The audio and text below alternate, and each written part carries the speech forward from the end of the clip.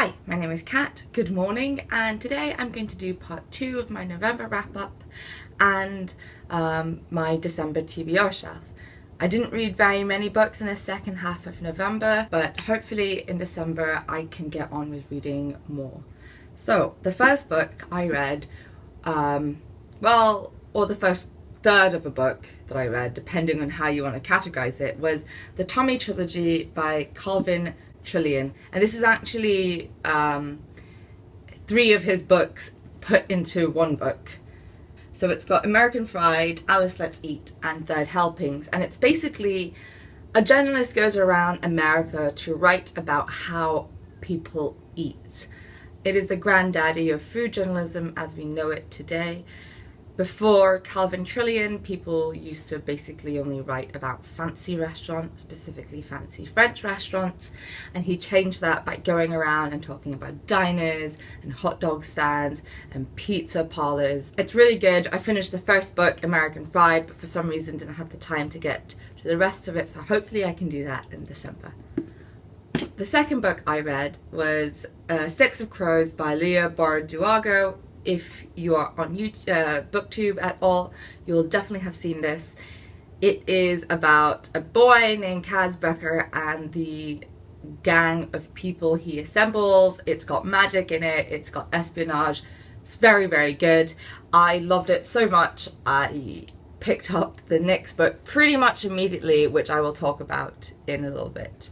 The last book I read in November was Cormac McCarthy's The Road, and this is a dystopian novel following a father and his son whilst they travel down a road to try get to the warmth before winter sets in. It's heartbreaking. It made me gasp at times, made my stomach curl. I don't know if I can say I enjoyed the experience because it was so hard to read, but the book really is worth reading. So on to my TBR shelf. The first book I read that I've actually finished already is A Cook's Tour by Anthony Bourdain. If you don't know Anthony Bourdain, he was a chef turned TV personality where he traveled the world and ate basically. But don't expect the typical run-of-the-mill celebrity who goes and eats food around the world, because he is full of insightful and thoughtful comments.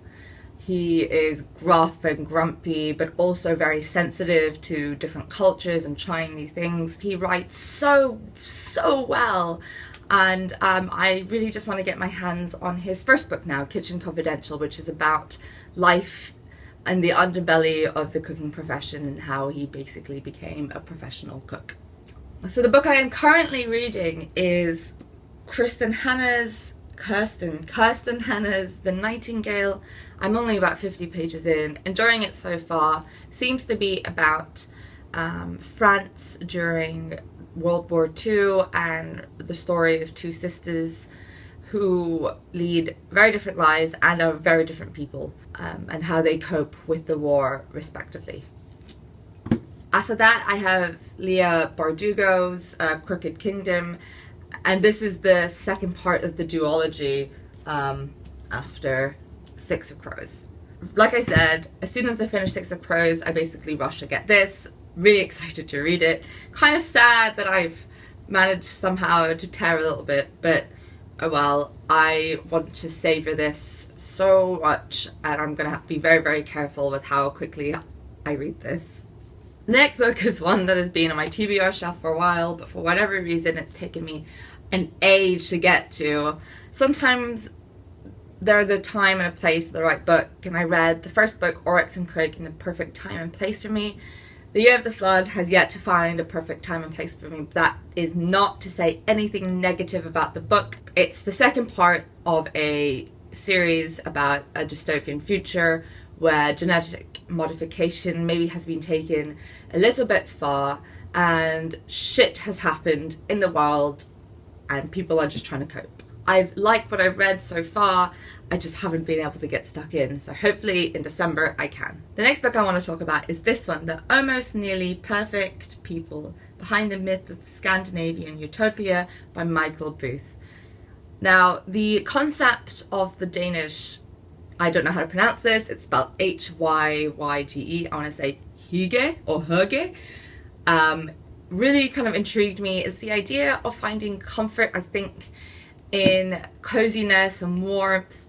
Like gathering around with your friends to pop open beers can be said to be hygge, as is curling up at home with warm socks in front of the fireplace with hot chocolate. That can also be considered hygge. And that's a kind of lifestyle that really intrigued me. So I was Googling what kind of books to read about the Scandinavian culture, and this came up, and I'm excited to get to it. The last book I want to talk about is this one, Hillbilly Elegy by J.D. Vance, a memoir of a family and culture in crisis. This I've seen recommended in a lot of places. I believe it's about the white working class, or the poverty in the white community in rural America, and why this certain group of people think in a certain way that is dismissed by the rest of the community in America, or why they may have certain prejudices, why they seem so disenchanted and so jaded. I believe that reading something like this is really important for someone like me, who I feel like I tend to believe in the opposite things to what this group of people are stereotypically said to believe in. And I don't know if that's true or not true. I'm interested to find out more about a group of people that I myself am not super familiar with, especially in light of recent events in America and relating to the political election. A lot of people who voted in the way I would have been surprised by the results, but maybe we shouldn't be surprised. It's so easy in the modern era to live in your own little bubble and not consider other opinions opposed to yours, really. And I think reading this book can go some way to solving some questions I have about that. So there you go, that's part 2 of my November wrap up and my December TBR shelf. Please let me know if you've read any of them or are planning to read any of them. I'd love to hear from you. Have a good day. Bye.